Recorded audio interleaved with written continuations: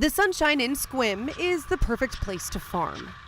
A grueling lifestyle, fourth-generation dairy farmer Ben Smith Yes. knows firsthand. Busy's good though, right? Stay out of trouble. His family milked 400 dairy cows at their peak. They also farm hay for the animals, corn silage, barley, and vegetable seeds. We're farming right now about 1,000 acres. But it's not just sun needed to farm, it's access to water also.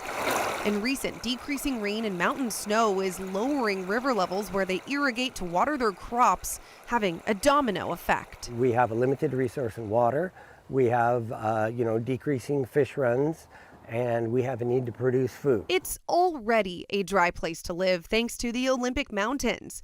While the coastal side of the mountains soaks up more than 100 inches of rain per year on average, this side's totals are around just 17 inches thanks to the rain shadow, which is essentially when the mountains suck up all the moisture coming from the Pacific. That is felt in the nearby Dungeness River, where dry weather, drought, and farmers irrigating leaves little water for spawning salmon. The Sklallam will very frequently refer to themselves as salmon people. Huntsy Halls, director of natural resources for the Jamestown Sklallam tribe, says the tribe had already worked to rehab this river when drought conditions worsened. Now we have habitat, we have fish, and we're watching, well, what else is going on to limit fish?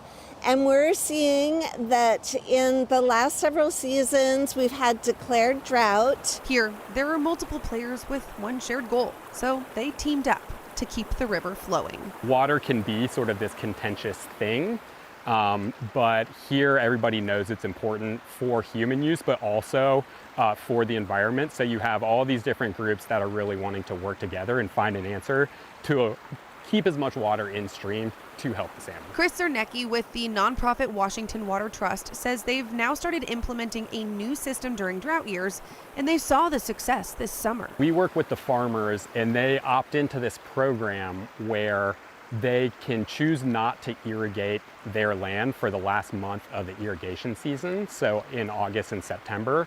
And instead, that water stays in stream where it helps the fish that are returning from the ocean at that time. When water levels are at their critical lowest and salmon are returning to spawn, the farmers get paid to stop irrigating and farming. We gathered our data and said, okay, if we lose our last crop, we know what that production loss is, and said, this is what it's going to take to make us whole for that last cutting that we're basically foregoing by not irrigating. Which can be a quarter of their season lost. But a necessary element for this setup is funding, which comes from the Department of Ecology and Amazon, who pledged $750,000 over 3 years. You can't ask them to do something for nothing, but you have corporations that have water stewardship goals like we do with funding available. And it's working. That's been a great tool in our toolbox as a community to help both keep ag whole during those low flow drought years, basically being able to use those funds to go out and purchase the feed that we're not able to produce on our farm. The ultimate goal, keeping water in the river for our precious salmon.